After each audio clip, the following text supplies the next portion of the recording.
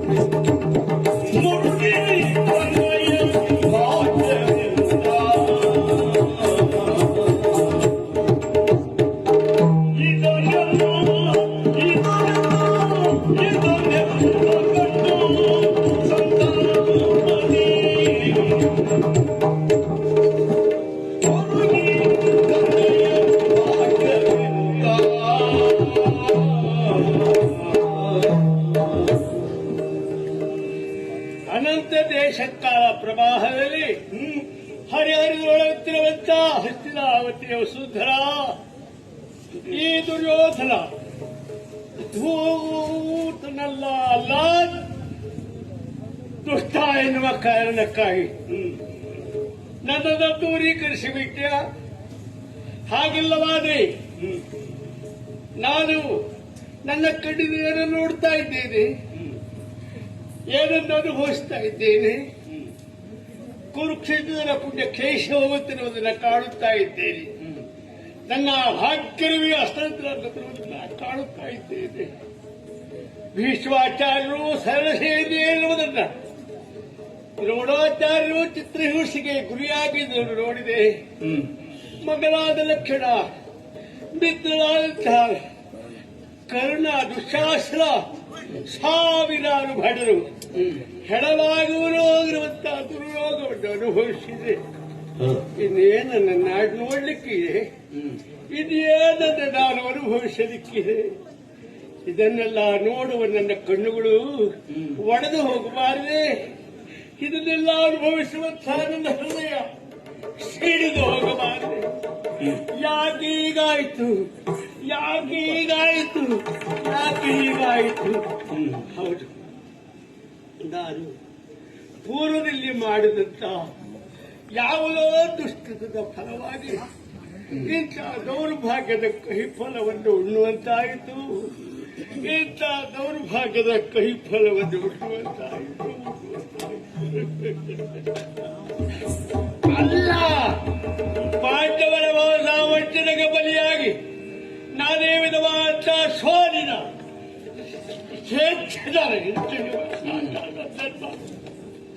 ನನ್ನ ಪಾಲಿಗೆ ಉಂಟಾಯಿತು. ಆದ್ದರಿಂದ ನೀಚರಾದಂತಹ ಪಾಂಡವರನ್ನು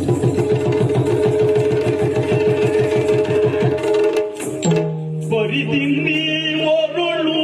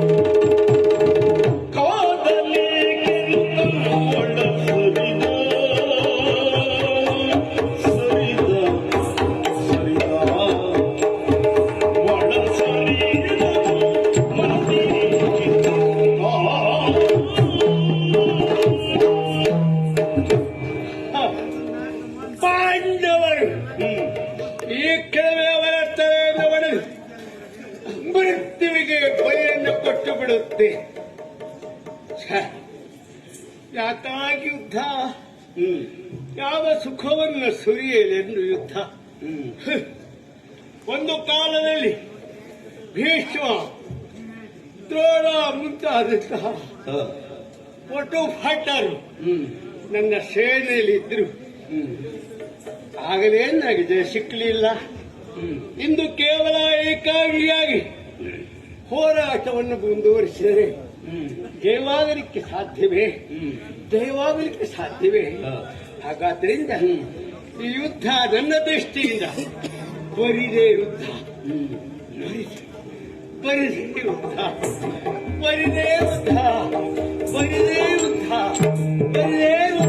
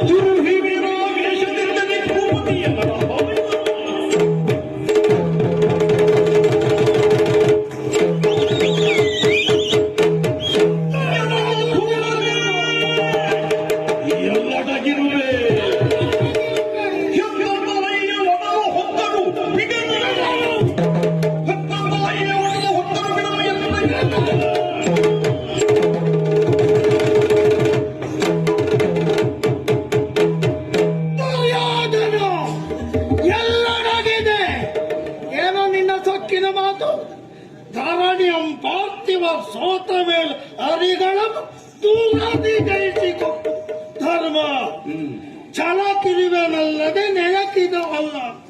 ಈಗ ನಿನಗೆ ಛಲವೂ ಇಲ್ಲ, ನೆಲವೂ ಇಲ್ಲ, ಉಳಿಯುವುದಕ್ಕೆ ಸ್ಥಳವೂ ಇಲ್ಲ. ನಮ್ಮ ಕಣ್ತಪ್ಪಿಸಿ ಎಲ್ಲರಗಿದೆ. ಕೇಳು, ಭೀಮನ ಮಾತನ್ನು ಕೇಳು. ನಿನ್ನ ಹೆತ್ತ ತಾಯಿಯ ಬಸಿರನ್ನು ಮತ್ತೆ ಹೊಕ್ಕರು, ಬಿಡದೆ ಅವಳ ಬಸಿರನ್ನು ತೆಗೆದು ನಿನ್ನನ್ನು ಹೊರ ತೆಗೆದು ನಿನ್ನ ತೊಡೆಗಳನ್ನ ಮುರಿಯುವುದೇ ಜೀವನ ಪ್ರತಿಜ್ಞೆ.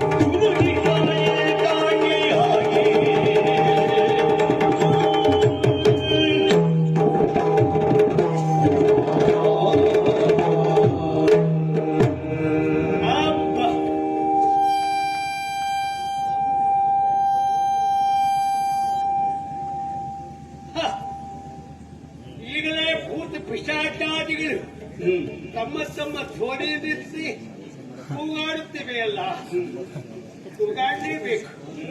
ಯಾಕೆಂದ್ರೆ ಇದು ರಣಕ್ಷೇತ್ರ. ಸಾವಿರಾರು ಹೆಣಗಳು ಇಲ್ಲಿ ಬಿದ್ದು ಉರುಳುತ್ತಾ ಇದ್ದಾರೆ. ಆದ್ದರಿಂದ ಇವುಗಳನ್ನ ಕಂಡು ಭೂತ ಪಿಶಾಚಾರ್ಯರು ನಡುಗುತ್ತಿರಬೇಕು, ಅಲ್ಲ ಇದನ್ನು ಕಂಡು ನಗುತ್ತಿರಬೇಕು. ಎಂತ ಭೀಕರವಾದ ಪ್ರದೇಶ ಇದು. ಅದರಲ್ಲಿಯೂ ಕಾಲನ್ನು ಕಡುವ ಹಗೆಯಾದಂತಹ ಭೀಮನ ಕರ್ಕಶವಾದಂತಹ ಕೈ ನನ್ನನ್ನ ಬೆನ್ನಟ್ಟಿ ಬರುತ್ತಿದ್ದಾನೆ. ಒಲ್ಲಿರಿ, ಕಡೀರಿ, ಹೀಗೆ ತೀರಾಟವನ್ನ ತೊಪ್ಪಾಟವನ್ನು ಹೊಡೆಯುತ್ತಿದ್ದಾನೆ. ಇಂದೇಕೆ ಈ ಭೀಮನ ಧ್ವನಿಯಲ್ಲಿ ಇಂಥ ಕರ್ಕಶವಾದಂತಹ ಸ್ವರ ಹೊರಹೊಮ್ಮುತ್ತಾ ಇದೆ. ಇಂದೇಕೆ ಭೀಮನ ನುಡಿಯನ್ನು ಕೇಳಿದಾಗ ಆ ಮೃತ್ಯುವಿನ ಕರೆ ಘಂಟೆಯು ಎನ್ನುವಂತೆ ಭಾಸವಾಗುತ್ತಾ ಇದೆಯಲ್ಲ, ಅಲ್ಲ ನನ್ನ ಬಾಲ ಮೃತಲ್ವೋ ಎನ್ನುವಂತೆ ಭಾಸವಾಗುತ್ತಾ ಇದೆಯಲ್ಲ. ಯಾಕೆ ಹೀಗೆ, ಯಾಕೆ ಹೀಗೆ, ಯಾಕೆ ಹೀಗೆ ದೇವರೇ? ಶಿವಶಿವ, ಶಿವಶಿವ.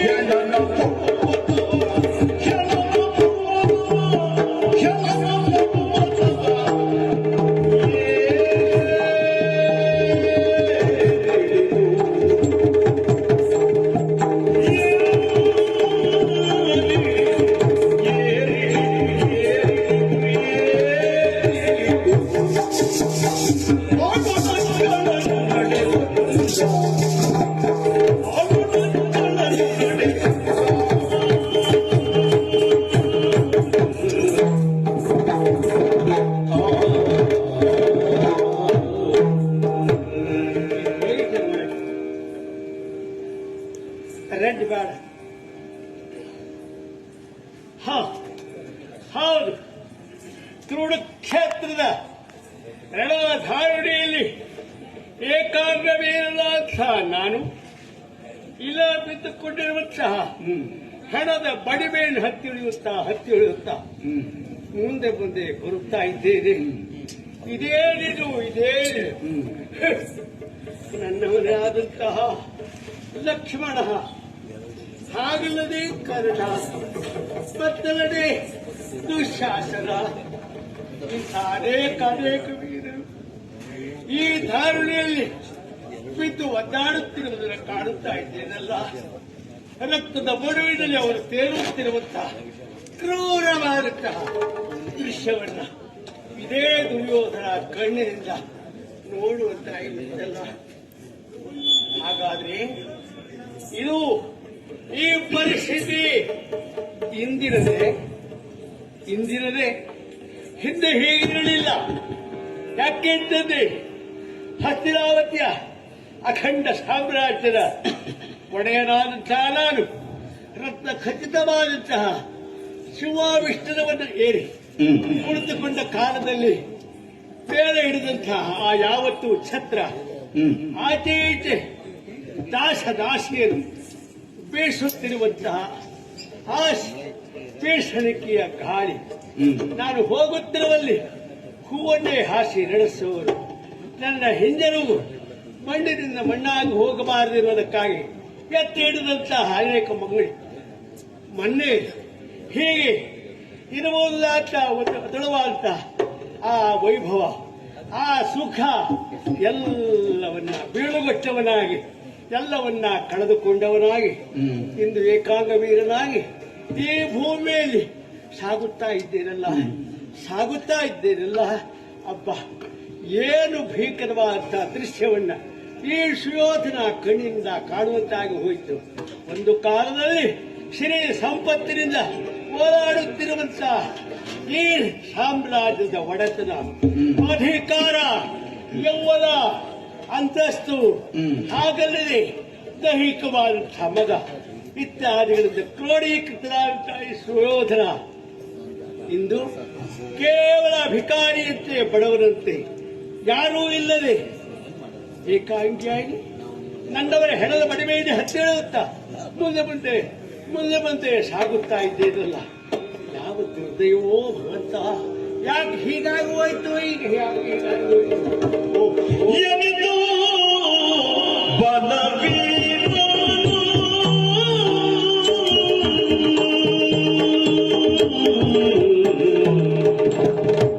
ಎನಿದು ಬಲವೀರು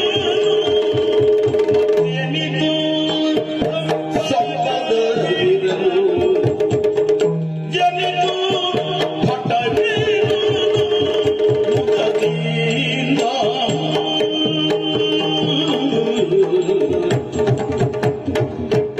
ಎನ್ನುವುದೇನೈ ದೈವ ಬಲವಿಲ್ಲದಿದ್ದರಿಂದ ಎನ್ನುವುದೇನೈ ದೈವ ಬಲವಿಲ್ಲ ದೈವ ಬಲವಿಲ್ಲ ದೈವ ಬಲವಿಲ್ಲದಿದ್ದರಿಂದ ಇನಿಯಾದುದರ ಕೇಳಿಂದ ಇನಿಯಾದುದರ ಕೇಳಿಂದ